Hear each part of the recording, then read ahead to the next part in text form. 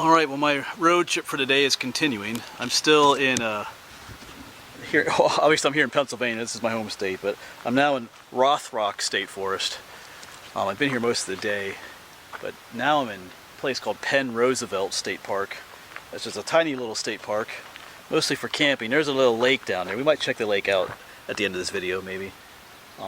There's some really rustic camping here that if you're into like remote camping, is the kind of place I'm kind of liking what I see here. It's all dirt gravel roads to get back here out in the middle of nowhere. It's kind of south of State College, if you know where that is. We're in Center County. But anyway, there are some trails that merge here, but that's not really what I'm here for today. I am trying to get to every state park in Pennsylvania, so that's one reason why I came here. But as I was researching this place, I came across some interesting history, which I think we'll discuss. It's a bit of a touchy subject to talk about these days, but I think we'll go there. It's an important topic. So, and I think some of the ruins, there's some ruins out here in this park that I'm looking for. I think I see one up here, and there's some others probably up this way a little bit more. So let's walk up to what I think is one of the things we're looking for. Could be, maybe not, we'll see. Then we'll talk about the interesting history of this park, what makes it a little controversial.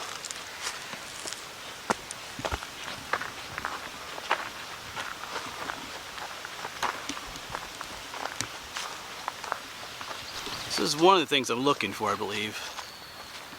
There are a number of ruins out here. I'm not sure entirely if, sometimes state parks build these just for outside use, but I remember in my research, if I could talk correctly, I remember coming across that there were several chimney stacks out here in the woods. Because this area looks like there was a house here, or a boarding house we could call it, because the CCC worked here, the CCC guys, the Civilian Conservation Corps. It was created during the 30s, during the Great Depression, to give young men opportunities for work and stuff. Government work. They come out here to state parks, build things. They built the dam that was down here. And we'll get into the history of that here, because the CCC gang here, that was here, has some interesting history to it that I wasn't aware of. We'll talk about in a moment. But like I said, I'm not 100% sure about that chimney stack, if that's from that time era, or it was built later for just outside use here. But let's go look around and see what else we can find. I know there's supposed to be a bake oven out here somewhere that they used. Maybe some of the ruins. So we'll walk around a little bit more. I'll get to the history in a moment here. I want to see if I can find anything first. Yeah, so back down there is just where we were. That little chimney stack is. And that is part of what was here. It was called the forestry quarters were there for the CCC camp. So I just realized the map has a little older map which shows where all those buildings were. So that is what that is. It was the forestry quarters. So it was a building. We might check that out on the way back again. There's that chimney stack. It's pretty cool. So yeah, somewhere up in here was the office quarters. Maybe there's maybe right in there. There are little old paths in here too. I'm not sure if the CCC built these or not. Alright.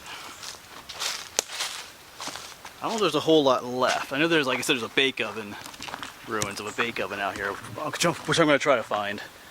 So, but let's talk a little bit about what makes it interesting here is, one thing I didn't realize is that the CCC was segregated, and there were only 12, sorry, I saw on the other stack right there, chimney stack. I'll get back to this in a moment. Sorry, got distracted. But yeah, there were 12 CCC camps here in Pennsylvania that were segregated from the white camps. It's where they had, the black people, the African Americans.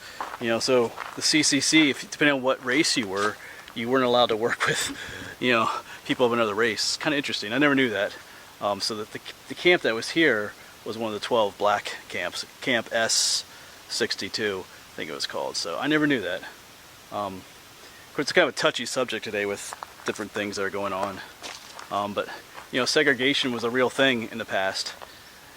And when you think of it, you almost always think, oh, that's segregation was in the South.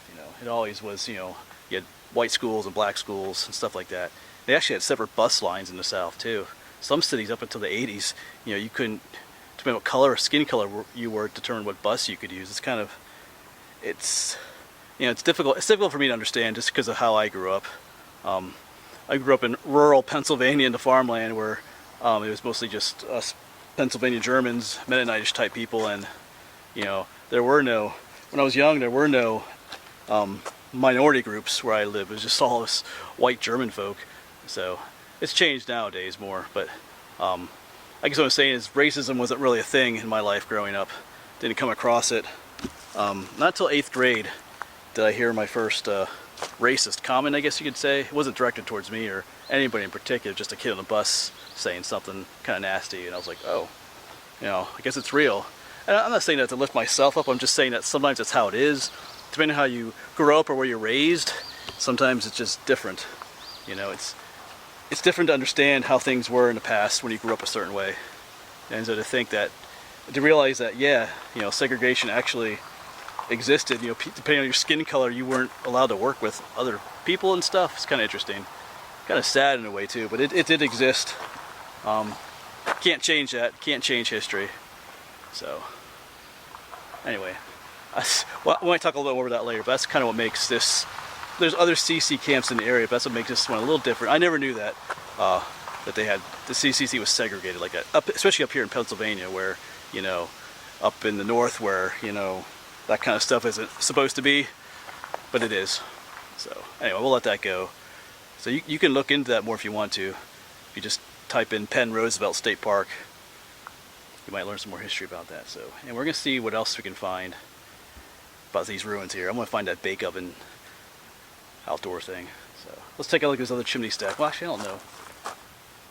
We'll see where I go next. I guess, yeah, I guess we'll go down there first. So here's the back of the other chimney stack. There it is, Camp S62, PA. 36 first company of the CCC. It's another one of these chimney stacks, because there were some other buildings down here. I'll check in a moment what they were.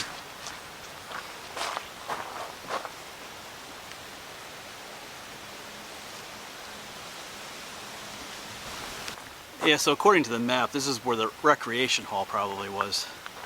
And I do have a little thing here detailing some of the history of the CCC. I guess you can read some of that if you want to. You can pause. Whoops! You can pause the video and read some of that if you want to. But there's one interesting thing about this information thing is it doesn't mention anything about the segregation that occurred here at this particular camp. That's kind of it's kind of interesting how they always kind of hide that kind of history, especially here in the north. Anyway, we'll let that go.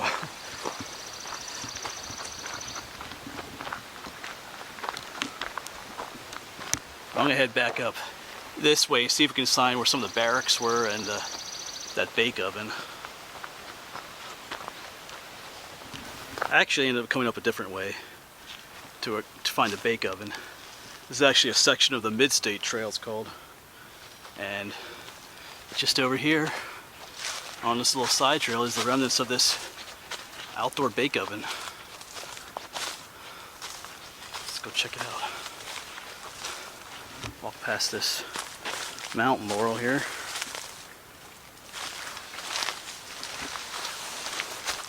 Wow. Okay, this is pretty cool. So this dates back to the 30s.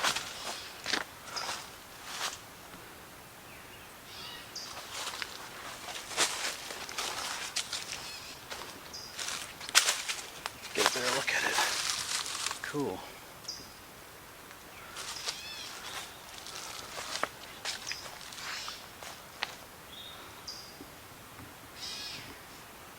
Yeah, so this is the outdoor bake oven. So probably used during the summer months especially, because baking indoors can get pretty hot during the summer.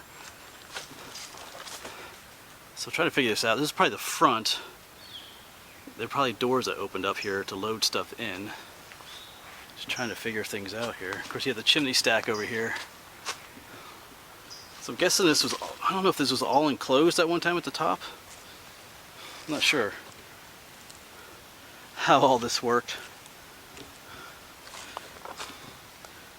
But anyway, it looks like it was concrete over the top to a certain extent. These bricks have a name on them. Susquehanna.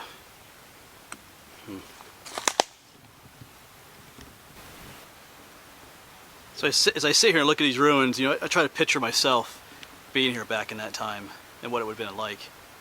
You know, it's like I said earlier in this video, I've never experienced any kind of segregation or racism myself growing up or even at the present. And sometimes it can be difficult for us to understand people that have been in that situation.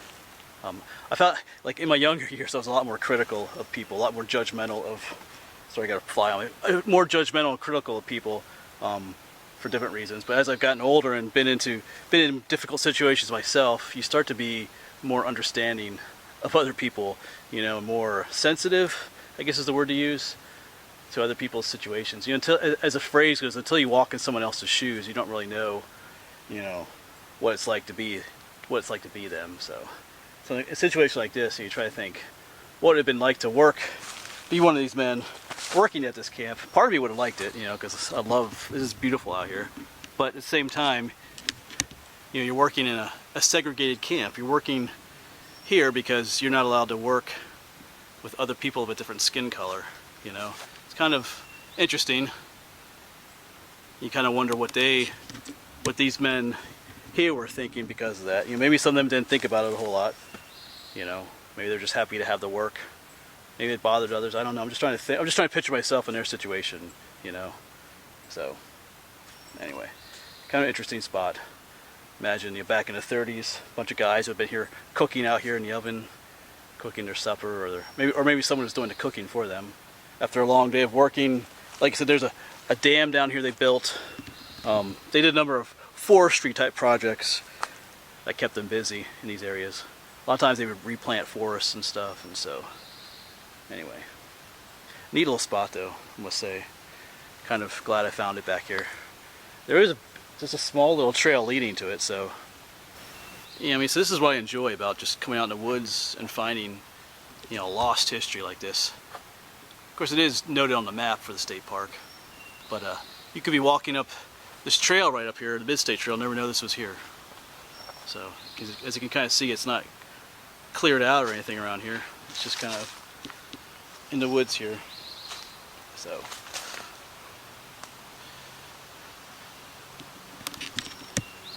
and like I said, it is a bit of a touchy subject, but you know, don't be a jerk in the comments about, because I know these days people, depending on what you talk about these days, people get all up in arms about things and take words out of context and stuff like that. So anyway, it is what it is. So, but it's an interesting little piece of history to think of the way things used to be.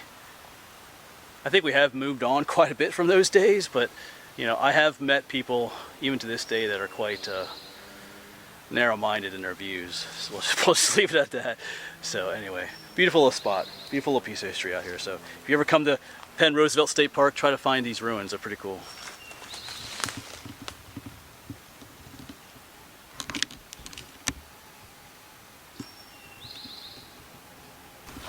Alright, so I am going to walk around just a little bit more. I'm going to try and take a look down at the lake here, see what else is here before I leave.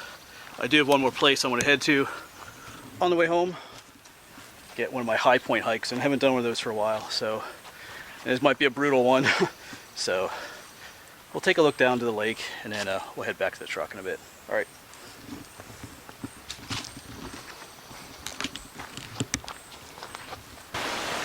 Well, this is a really small lake. It's hardly even a pond. And I get the feeling it was larger at one time, but they must have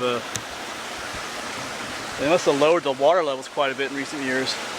Not sure why, but yeah, not much to see.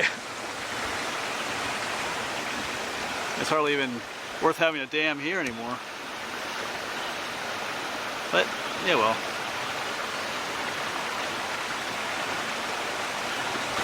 Alright, then that'll probably be it for this video. I didn't really know I don't think there's anything more to see of the ruins of the camp. I know at one point I said about looking for the barracks, but when I walk up that way, it was just an open lawn area. It looks like I don't think there's anything there anymore for those. So Not a whole lot is left of that CCC camp. And probably that old bake oven is probably the coolest thing to see. It's still it's in the original state of ruin. There's 2 chimney stacks have been repaired over the years, so they don't look in as bad shape. That bake oven is the coolest thing out here. Alright, so I'm going to head out to one more place, like I said. So anyway, thanks for watching. If you want to read more about the history of this place, you can look it up online. That's what I did as well. So anyway, thanks for watching, and I will see you around.